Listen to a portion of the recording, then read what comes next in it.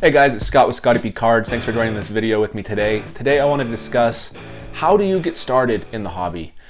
It's actually a pretty tough thing to get going in. It's very intimidating. There's a lot of places you can spend your money at, whether you're buying singles, whether you're buying boxes or individual packs online. It's tough to know where to begin. So I just wanted to focus on a couple things that you could kind of help determine where you want to start and how you want to get going. For those that already are established collectors, I just would love if you would put your comments down below what you think is a great way to get started. And please like and subscribe. We're going to be releasing a lot of content very similar to this, things that'll help you with your sports cards and how to make some more money and how to know what is a good buy and what isn't. So to start things off is you just want to know what you want to do in the hobby. The hobby is fantastic because it applies and appeals to so many other people. The stock market as an investment piece is only to investors, but the hobby, people like to say it's an investment. A lot of people would say it's more of a speculation, but it's investment to some, or it can be a pure hobby to others. So I would say know where you want to be, because this will establish what you should buy. If you want to be an investor, you want to not just buy anything and everything. You want to buy specific cards. You want to make sure you're buying the best rookie card of young players to try to maximize profits when they get to the big leagues, or you want to buy the best rookie cards of established stars like the Mike Trout US 175 from Topps Update. You want to buy these cards to make sure that in the long term you're getting a return off of them. As well, you want to plan how long you plan on holding the cards. If you want to do short-term flips, it's better to buy probably younger players who haven't quite hit their peak, so you can capitalize on that peak. If you want long-term, you want more established stars. And you can check out my other video where I talked about good ways to invest long-term in certain players. If you're more of a collector, it's kind of fun. You can buy whatever you want. It doesn't matter if your cards become more valuable or if they're just worth what you paid for them. If you just want the card and you like the way it looks, go for it. I categorize myself somewhere in the middle. I like to be a collector and an investor. The reason I say both is because I like to use my investments of cards to fund the rest of my hobby. So I'm always buying and selling cards and speculating on them to get to the big main card that I want to keep for my personal collection. In the long term, obviously, when I'm 60, 70, cards won't have a ton of value, especially if my kids don't enjoy them. And so at that point, it would be a time to cash in and count that as an investment.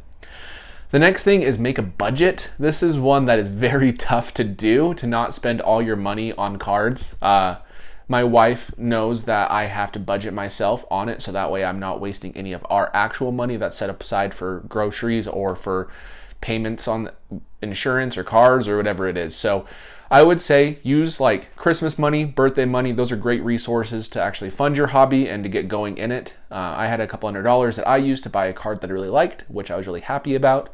And as well, use the profits of other cards you've sold. You could say, let's say you wanted to make a profit on an investment. If you want to just put that to like your house payment, keep a percentage of that for other sales. As well, you could also talk about setting aside a small percentage of your actual income, of your wage, so that way you have money to fund your investment. The next one, number 3, is do not try to chase every card or every player. If you do this, you're going to end up with a lot of cards you do not care about and a lot of cards that are not valuable. If you can specialize in something and be really familiar with a certain product, a certain player, certain things, it'll be most beneficial for you. When I first started buying cards, I remember I wanted to dabble in it, and so I was like, I'll put around $400 to $500 into cards instead of putting it into the stock market and see how I perform. And I did not do great with it. I don't think I lost a bunch of money, but I probably lost a little bit. But at the end of the day, I had a bunch of cards I didn't care about. And it was a really big learning opportunity, and I would love to tell you not to have that same mistake or have that same realization that you spend a lot of money on cards you don't care about. I would have been better off going and spending $500 on 1 or 2 bigger cards from what I was trying to do that would have appreciated more. At the time, you could have bought specific cards for very cheap to what they are now. Those are the cards that I wanted, but I was like, oh, I can't spend that much on a card. But then I went and bought $50, $10 cards. And that's a great thing for a collector more than an investor. If you're trying to invest, you don't want to do that.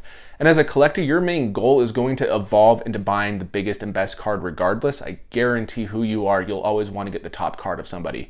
If you start to get into this hobby, it's kind of a trap, because you'll start out buying $5 cards and then $10 cards and then $20 cards, and then all of a sudden you're buying $100 cards, and that's expensive, and it just keeps getting higher and higher. So you just want to make sure you're focused on the cards that you want as a collector, and as an investor, you want to focus on the cards you believe will turn you a profit within 12 months or less. for short term, or long term, obviously you can go even further out.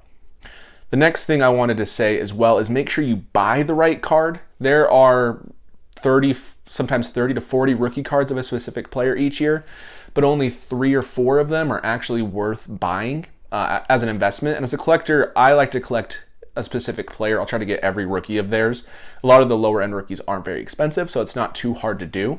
But you want to make sure that you buy the right cards as a centerpiece to your collection or as a long-term investment, because if you don't, those cards will dry up a lot quicker when that player gets bigger, and as well, you'll be kicking yourself for getting a bunch of cheap cards that don't go up nearly as much. You can look at the Ken Griffey 1989 Upper Deck versus the Topps Traded. The Topps Traded is much, much less than the Upper Deck rookie card, partially because the pop is a little bit higher, but mainly because of the fact that it's just not as in demand.